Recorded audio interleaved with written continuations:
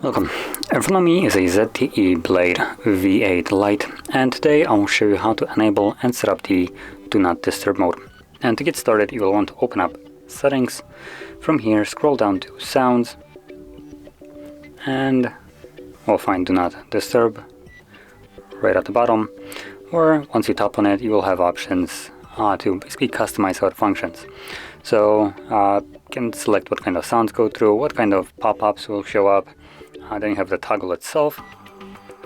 Then you have automatic rule, which for some reason it's in different language. I believe this is probably because the device was set up in this language at the beginning, so that could be it. But basically it comes with a couple scheduled that you can turn on and off, and also customize if you go in there. Now what it's written right here is just the name of it. It doesn't really change much. So as an example, this is just a weekend, this is weekdays, and then other rule will basically allow you to create your own schedule. So once you set it all up the way you want to, you can either turn it on from here. Well, actually this is the only way you can turn it on.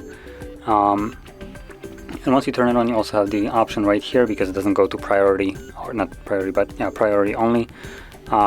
It goes instead to alarms only by default. You also have the option of total silence, but then you have the priority, which is the one that actually allows you to customize how it actually functions.